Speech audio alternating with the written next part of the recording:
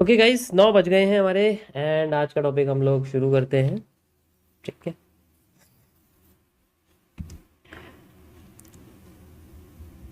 जब तक हम आएंगे तब तक मार्केट सेल हो जाएगी।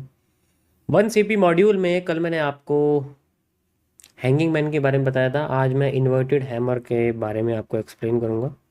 ठीक है।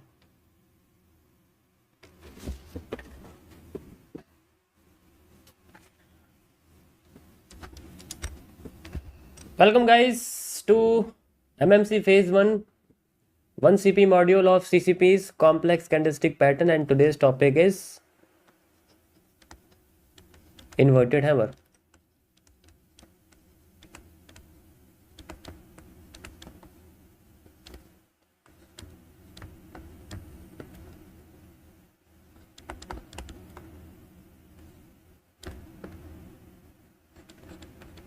सॉरी, मैं थोड़ा सा धीरे लिख रहा हूँ और बोल रहा हूँ। ठीक है। कभी कभी कंडीशन डाउन हो जाती है।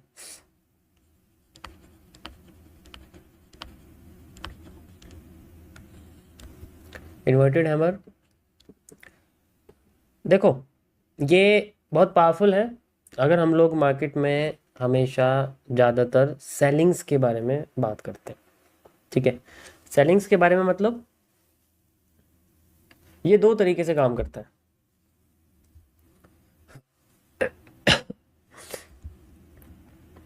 सबसे पहले तो ये तब बनता है जब मार्केट एकदम से जब ओपन होती है, ओपन होके पहले ऊपर चली जाती है।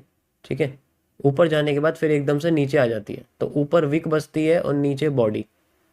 तो जब ऊपर जाती है तो इसकी बॉडी ग्रीन हो जाती है, और जब थोड़ी सी नीचे आती है तो इसकी बॉडी थोड़ी सी ग्रीन बचती है। ऐसे पैटर्न को हम लोग इन्वर्टेड हैमर कहते हैं। अब ये इन्वर्टेड हैमर इकलौता काम कम करता है, ये भी अपने साथ एक ना एक पैटर्न को इस्तेमाल करता है। ठीक है। तो इसके कई सारे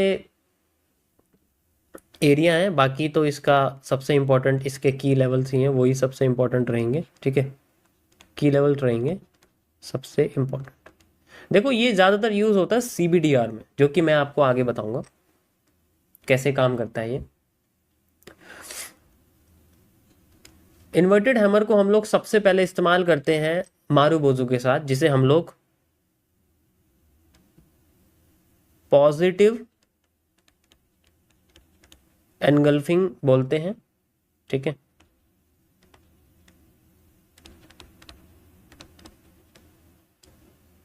पॉजिटिव एनगल्फिंग। अब ये पॉजिटिव एनगल्फिंग क्या है?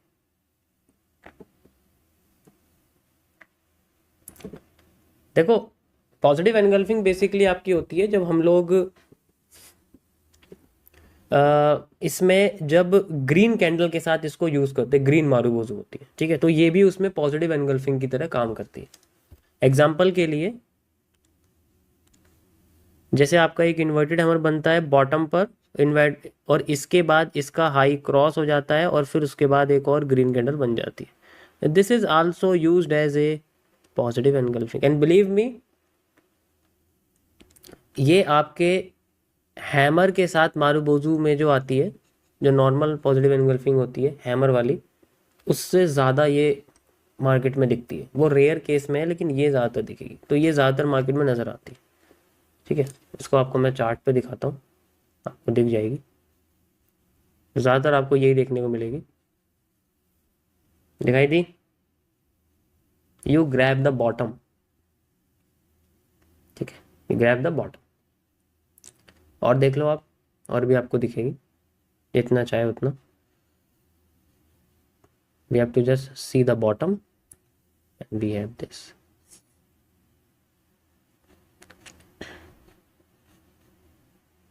ये देखो, लोकेशन मैटर करती है, मैटर करती रहेगी हमेशा, ऐसा नहीं है। ऐसे कहीं भी देखोगे तो फिर इंडिकेटर में आप में कोई फर्क नहीं है। ये बुलिश जोन को निकालता है। ठीक है। ये बहुत अच्छे तरीके से काम करता है, मैंने इसे कई बार यूज करा है। सेकंड हमारे पास आता है इसी का ही एक और पार्ट, जिसे हम लोग बोलते हैं बियरिश एनगल्फिंग। ठीक है। One of the most powerful bearish engulfing pattern है जब इन्वर्टेड हैमर कंबाइंड हो जाता है एक रेड मारुबोजू के साथ। ठीक है, जब इन्वर्टेड हैमर कंबाइन हो जाता है एक रेड मारुबोजू के साथ, तब इसको हम लोग बियरिश एनगल्फिंग कहते हैं। और ये सबसे पावरफुल पैटर्न है, इसे कभी कोई बीट नहीं कर सकता। ठीक है, इससे पावरफुल नहीं है कुछ भी बेयरिश पैटर्न्स में, इससे पावरफुल नहीं। If we want to just use the candlestick pattern at the resistance, then this is the one of the most powerful bearish engulfing pattern. मैं आपको इसे चार्ट पे दिखाता हूँ। यू कैन सी, ये देखो लोकेशन आपको दिख ही रही है यहाँ पर। ठीक है, डिमांड पूरी हो गई है और हम टॉप पे चलते हैं थोड़ा सा। लेट्स सी, किसी में भी देख लो आप, जरूरी नहीं है मैं आपको इसमें दिखा रहा हूँ, गोल्ड में देख लो, उसमें भी क्या फर्क पड़ रहा है। You can see like this at the top, देखना ही तो इनको सही जगह पे होता है बस। You can see like this. ठीक है, उसके बाद आप और इसके लेफ्ट साइड में देख सकते हो। ठीक है, यहाँ पर आपको दिख जाएगा, ये देखो आप। ठीक है, ये देखो, ये देखो। तो कई सारे आपको इसमें देखेंगे, डिपेंड करता है आप लोकेशन कौन सी देख रहे हो, लोकेशन भी मैटर करती है, करती रहेगी हमेशा। ठीक है, नेक्स्ट हमारे सामने आता है इसका सबसे इम्पोर्टेंट पार्ट, जैसे हम लोग आफ्टर इफेक्ट कहते हैं, ये भी आफ्टर इफेक्ट में काम करता है। थर्ड पॉइंट है हमारे पास,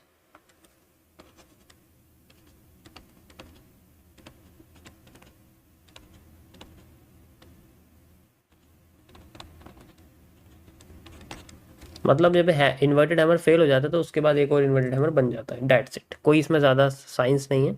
एक इन्वर्टेड हैमर अगर फेल होता है, अगर मार्केट ऐसे बन रही है, नीचे चली गई, ठीक है, मान लो हमारा कोई भी बेरिश एनगल्फिंग फेल हो गई, वैसे तो ज़्यादातर होती नहीं है अगर सही जगह पे देखोगे। ठीक है, थोड़ा बहुत मूव देगी और उसके बाद मार्केट ऊपर जाती है, एंड देन ऊपर जाके फिर बाद में अपने आप को इन्वर्टेड हैमर बना देती है।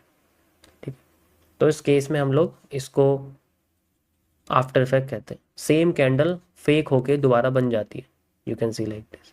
कई बार मैंने यूज़ किया है हैमर का और हैंगिंग मैन का। इन्वर्टेड हैमर इस तरीके से काम करता है। इसके लिए मैं आपको ये करके दिखाता हूँ कैसे दिखेगा। लेट्स सी कहाँ हमें इन्वर्टेड हैमर फेल होकर के काम करते हुए दिखता है।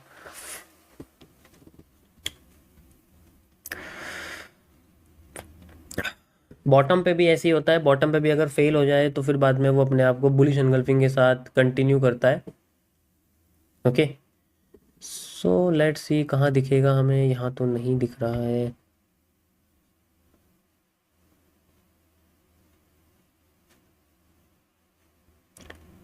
ये देख सकते हो आप, ये दोनों देखो, ये आपको दिख रहे होंगे। ठीक है, ये भी देख सकते हो आप, एंड यहाँ पर तो नहीं है, यहाँ बना नहीं हुआ क्योंकि रेयर में है।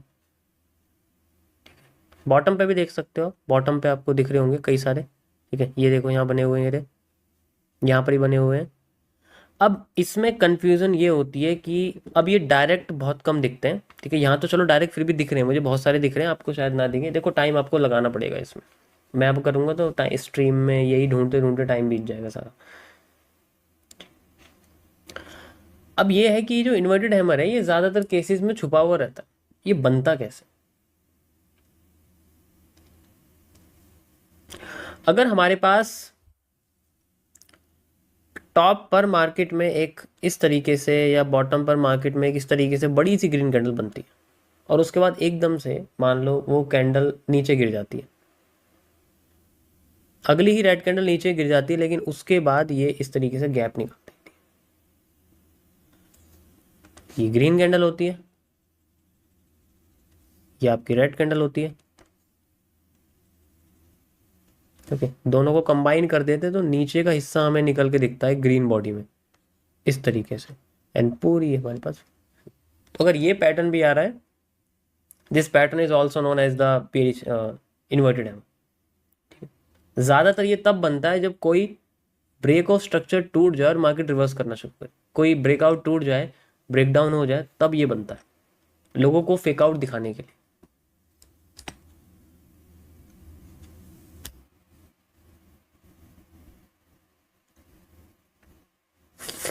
यहाँ तो नहीं है, लेकिन अगर लाइव में बनता तो मैं तुम्हें दिखा देता। यहाँ बना नहीं है बेसिकली। ठीक है, उसमें ग्रीन कैंडल बड़ी होनी चाहिए और रेड कैंडल थोड़ी, मतलब ग्रीन कैंडल बड़ी और रेड कैंडल छोटी होनी चाहिए।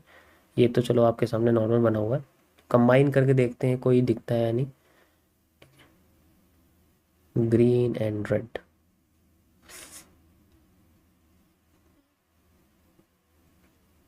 You can see inverted hammer base engulfing. ये देखो, ये दिख रहा है आपको, ये सेम यही है, ये ही बन रहे हैं, देखो बार बार यही आ रहा है। ये तो चलो, ये तो शूटिंग स्टार हो गया, छोड़ो इसको, लेकिन ये देखो, ये जो आपको दिख रहा है ये वही चीज़ है, ये रिपीटेशन हुआ है इसका, लेकिन ये सामने नहीं आया। देखो टॉप पे है ये भी अभी, हाँ यही बन रहा है। तो इस तरीके से ये बनता है, मतलब थोड़ा रेयर में है, लेकिन ऐसा कि जहाँ हमें लगता है ना कि मार्केट अपने आप को रिवर्स करेगी, रीटेस्ट करेगी, उस जगह पे हमें वो नहीं दिखता जिसका हम इंतजार करते हैं। जैसे कि कल मैंने आपको कुछ कैंडल्स के बारे में बताया था, ये भी उसी तरीके काम करता। अब इंतजार हम लोग इन्वर्टेड हैमर और बेरिश एनगल्फिंग का कर रहे हैं, लेकिन यहाँ ऐसा कुछ आया, यहाँ ये दोनों आए है, ये बेरिश एनगल्फिंग ही। अगर इसको कंबाइन कर दोगे तो आपको यहाँ इन्वर्टेड हैमर दिखेगा, और इसके साथ ऐड कर दोगे तो बेरिश एनगल्फिंग बन जाएगा। ये मेरे पास एक ग्रीन कैंडल है, ठीक है, करके दिखाता हूँ मैं आपको।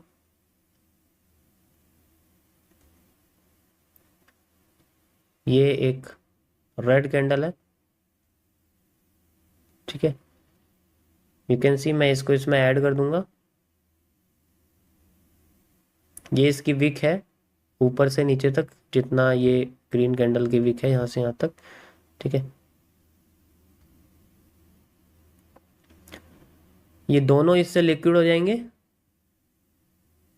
एंड ये इसमें ऐड कर दूंगा, and we have the inverted hammer. अब इस इन्वर्टेड हैमर को इस कैंडल के साथ कंबाइन कर दो तो आपके सामने ये बेरिश एनगल्फिंग दिखेगी, ठीक है। और ये बिल्कुल हाई है, मार्केट यहाँ तक आई नहीं है और मार्केट नीचे चली गई है, ठीक है। थोड़ा कंफ्यूज कर देती है तो हम इसको यूज कर लेते हैं बेसिकली। अब देखो कितना नीचे चली गई, मार्केट बिल्कुल ही नीचे आ गई है, तो ये चीज, ओके, या